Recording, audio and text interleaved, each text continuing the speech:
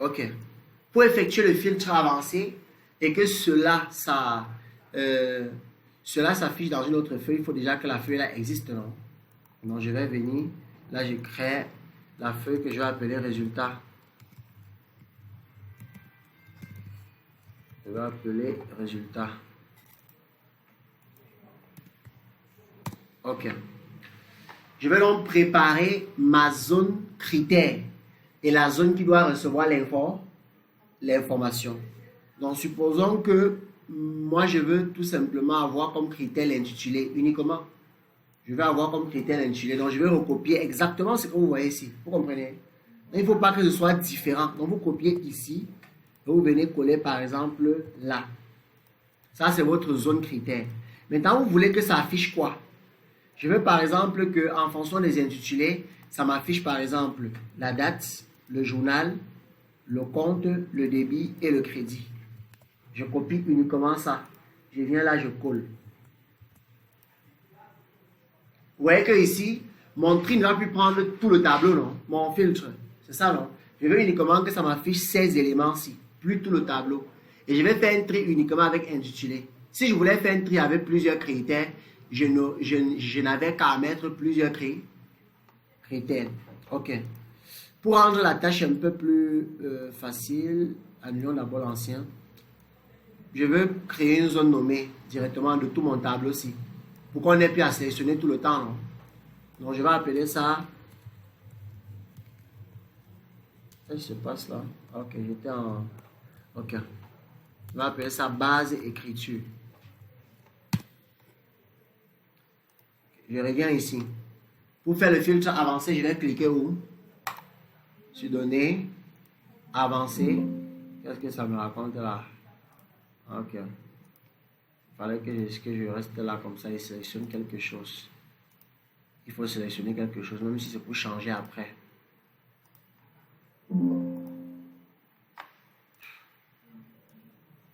Qu'est-ce que ça dit? Affichage. Affichage. OK. Donc, il faut sélectionner une plage qui contient une information. Dans ma plage, j'appuie sur F3, non? Je choisis base des écritures. Maintenant, ma zone critère, c'est quelle zone? C'est ça ici. C'est bon?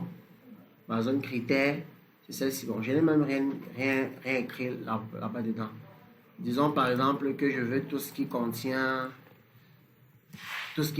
S. Donc, je vais mettre S entre astérisque, non? OK. On y va. Je sélectionne ça. Je ne vais pas l'en donner. Mais là. Donc, ça a toujours besoin que tu sélectionnes quelque chose qui contient une information, même si c'est pour changer après. D'accord? Donc, j'appuie F3. Je choisis base écriture. Ma zone critère, c'est cette zone-ci. Nous sommes d'accord? Mais cette fois-ci, je veux que ça copie où? Dans un autre emploi. Donc, je viens cocher ici, copier dans un autre emplacement. Et je viens là maintenant. Je choisis mon en-tête uniquement. En fait, je lui dis, regarde mon en-tête. Il va savoir automatiquement qu'il faut copier en bas. Les autres, je sélectionnais les deux, non? Mais ça, j'ai sélectionné uniquement quoi? L'en-tête. OK. Et puis, je valide. Vous voyez que ça m'a affiché les dates, le journal, le compte, débit et crédit. Ça a reconnu automatiquement. Si vous voulez, je viens par exemple là. Je change, je mets plutôt... Je viens, je change ceci. Je mets numéro. Pour que vous sentiez que je n'ai pas fait de triche. Hein? Je mets numéro et je retourne là-bas dedans. Bon, ici, là, je vais choisir quoi? Base, non? Copier dans un autre emplacement. L'emplacement, là, c'est ça ici. Et je valide. Vous voyez que là, ça me met bel et bien les numéros. C'est bon? OK, donc, nous avons vu comment est-ce qu'on peut faire un filtre et ça envoie les informations dans un autre endroit. C'est bon? Maintenant, vous voyez qu'à tout moment, je suis obligé de cliquer sur ici, ici, ici. Donc, pour que ce soit automatique, ce que tu as fait, c'est de refaire la même chose, mais en enregistrant une macro. Là, après, tu n'as qu'à cliquer sur le bouton de la macro et puis tout devient automatique. On comprend? Donc, ce que je vais faire ici, c'est que je pars dans quoi? Développeur. Je pars dans enregistrer une macro. Je vais appeler ça filtre avancé par exemple. Filtre avancé, base écriture. Je valide. Là, tout est enregistré, non? Ok. Donc, je pars dans données, filtre. À ce niveau, je choisis quoi? J'appuie sur copier vers un autre emplacement. Ici, je fais F3, je choisis base écriture. Là, faites l'effort de toujours choisir. D'accord? Afin que le rendu dans le code soit plus clair.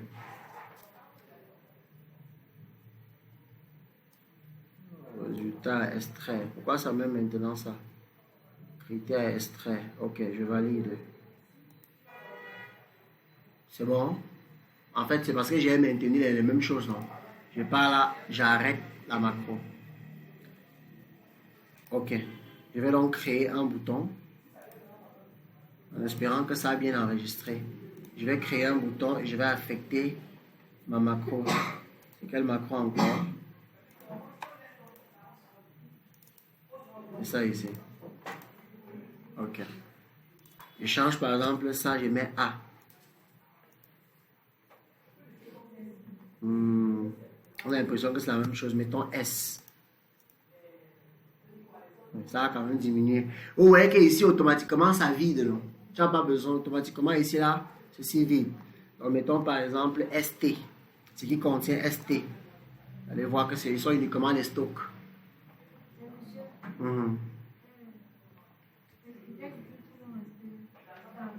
Pardon?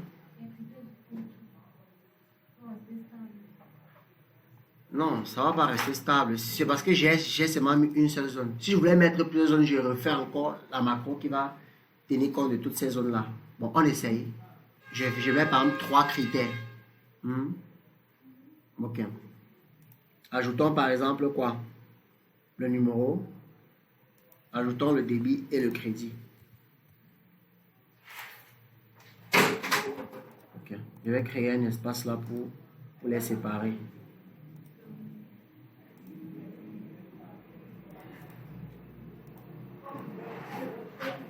Ok. Je pars dans développeur. Je fais quoi? J'enregistre une macro. Je vais l'appeler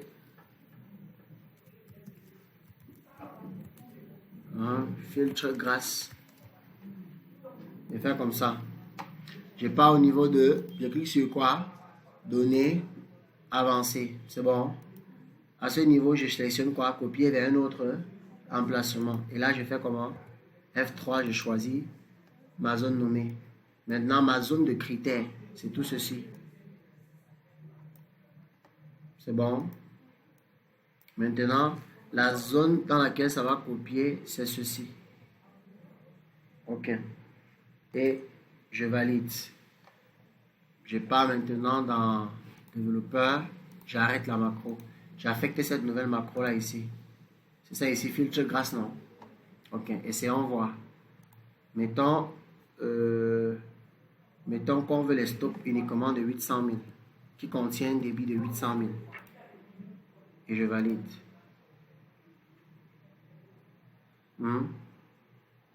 Ok.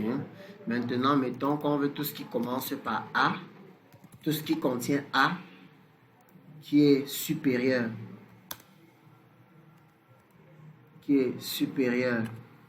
à 2 500 000 au débit et qui est inférieur à 10 millions au crédit. Validons. On va rien trouver qui est comme ça. Validons, oui.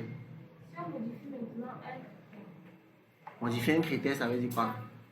Ça il n'y a pas de problème. Je mets un journal, je mets par exemple journal. C'est ça? Mettons, on colle journal. Journal là, il faut seulement encore mettre la vente, non? Par exemple. C'est en minuscule ou en majuscule? Validons. Ça prend. Pour être sûr que c'est vraiment le journal vente, changeons le numéro aussi par journal. Et on revalide. On voit bien que c'est le journal vente. Et on fait comme ça. J'ai tous les journaux vente ici. C'est bon. Après, tu n'as qu'à changer les noms ici. Et tout va pour le mieux. Maintenant, on peut inspecter le code, non? On peut inspecter le code. Ça, c'est pas... Voilà. Module. Où est-ce que ça allait mettre ce module-là?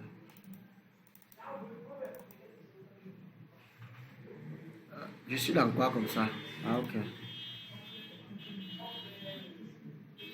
Comme j'ai plusieurs fichiers ouverts là. Ok, c'est ça ici. Vous voyez, filtre grâce, vous voyez ça? C'est écrit un certain nombre de codes là comme ça. Mais bon, je vais vous dire qu'en fait, ce qui est ici au-dessus, c'est pas important. Il faut seulement, il va dire range, base, filtre avancé, action, XL, filtre copie. Le critère se trouve à tel endroit de A1 à A2. Et là où ça va coller, c'est à tel endroit, c'est tout. C'est tout ce qu'il a besoin de savoir. Voilà, donc quand je viens ici par exemple, il y avait journal des achats. Achat là, ça avait S ou bien était sans S. Faisons d'abord avec S. On va vite. C'est bon, non? Ok. Maintenant, vous voyez que si on veut renvoyer ça, si on veut renvoyer cette zone-ci dans le Listbox, on n'a qu'à créer une zone nommée dynamique ici, non? À chaque fois, ça nous renvoie ça. Vous voyez qu'on aura besoin des boucles ici. C'est bon? Ok, donc, voilà comment est-ce qu'on utilise le filtre avancé. Appliquons maintenant ça dans notre cas.